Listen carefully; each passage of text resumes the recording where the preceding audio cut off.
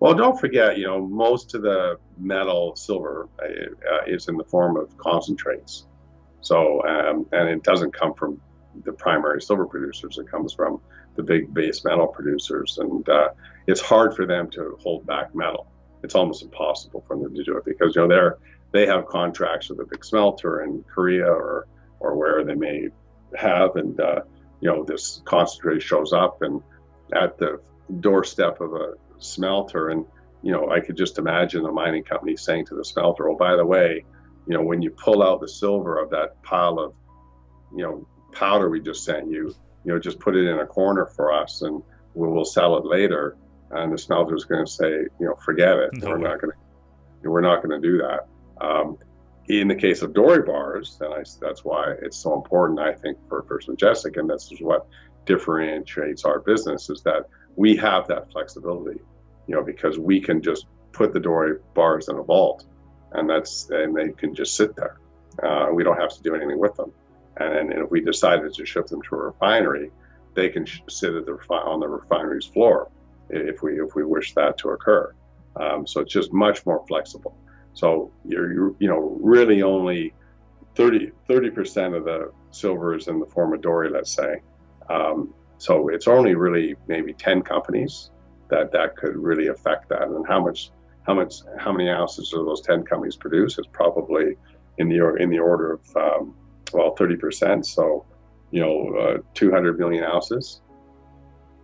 Gosh, like I was So reading an LBMA report the other day, and they were holding roughly 360 million ounces that were left in their vaults during the silver squeeze, and they got quite nervous that they might run out because they had seen a couple 60 million ounce days. So that gives you a bit of perspective, I think. well, based on Chris Marcus's and Hemke's view, I think what are they calling it? The May 1st. The silver raid or something, right? I saw it pop up this morning as well. So Yeah, and they're saying 100,000 people buy 100 ounces each. That's only 1 million ounces, and they're thinking that's going to affect the price. And it is a tight market, and this is one thing people probably don't really think too much about, because if you're one of the big banks, no point mentioning names, but they know that how much metal is coming into their account, because they know what the production is going to be for that year, because all the mining companies put guidance out every year. So they've got a pretty good idea where the metal's coming from, the amount of metal that's coming in. So Sony, Tesla, Apple, Samsung, they put their orders in, and it's now the bank's job to get access to that supply and deliver that metal into those commercial producers. And they're pretty good at managing that. And they know it's tight. But what they try to do is they try to dissuade retail investors to invest in the metal. And that's why you never see CNBC, talking about gold and silver, because, these banks are absolutely paranoid that because the tightness in the silver market is so problematic, that if all of a sudden a new buyer shows up, it really screws them up a lot. And that's why you continually see negative headlines when it comes to investing in precious metals, in my opinion. yeah, it's quite interesting. Like, let's talk about like the silver squeeze. Like, what did it change? Like, we've seen, of course, massive buying interest for a couple days, and you run a bullion shop with First Majestic, of course, as well. Like, has that interest been sustained? Like, of course, it drops off after such a massive publicity event, like as we've seen with Wall Street Bets and silver. But is the level still high? The interest, is it still there, or has it just completely disappeared? No, it's actually I was thinking that a few months ago, that exact question, and it's been proven that the interest is still there. We're small when it Of comes to course. retail sales. Like, it's a tiny part of our business, but we're getting 30 orders a day, and that's down, of course, in the peak. When we got almost 3,000 orders over a period of 3 or 4 days back during the squeeze. But still, at 30 plus orders a day, that's unusual, because if you go back a year and look at 2 years and look at our business, or the retail sales business, that number is probably more like 3 to 5 orders a Oh, day. okay. So it's likely a magnitude of 10. We actually increased the spot or increased our selling price today to $31 an ounce because silver, is looking pretty strong, and our sales are actually starting to spike again.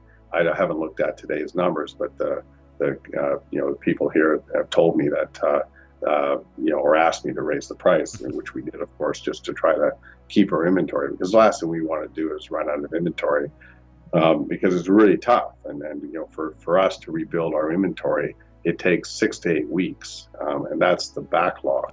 So all of a sudden, these mints just can't supply the demand. Yeah. Were you able to fulfill all the orders during the silver squeeze? Did that?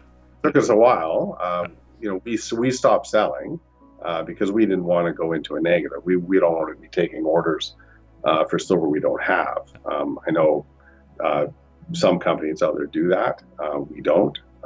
So we just sell what we have, and we'll just shut the site down, and we'll just put everything on sold out, and then just stop selling. But the entire inventory was sold out in 3 days. Let's try to look forward a bit. And what has the silver squeeze created? Of course, we're trading at $26.50 right now per ounce. Like, we're not back at $30, so we're still trying to fight back to that level. Like, interest, you mentioned interest is still there on the physical side, so I'm assuming it's there on the paper side as well. Like, where's things headed? Like, what has anything changed since then? I think awareness, quite honestly, and that's awareness is the beginning of a new trend, right? It takes time. I always thought that when I put the company together, that it was going to be the commercial buyer that would eventually change the pricing dynamics within the silver sector, because we've been caught in this ratio of basically 70 to 90 for 30 years. And give or take periods of breaking out of that, but generally speaking, and so the big banks just kind of keep it in that range because they're used to keeping it in that range. There's really no rationale for it other than it's just a normality. So I put together a silver company because my view on supply and fundamentals that silver is a very strategic metal and required for everything that we do as the human race. And eventually supply constraints would just be enough whereby the banks would wake up one day and say, hey, look, our pricing mechanism is actually incorrect. We shouldn't be pricing it at 70 to 90. We should be pricing it at some other ratio. And it just changes one day to meet this new paradigm. We've had glimpses of that occurring over the last 20 years. But it's not really been sustained. What I think now with this whole Reddit silver squeeze move is I'm changing my view on that.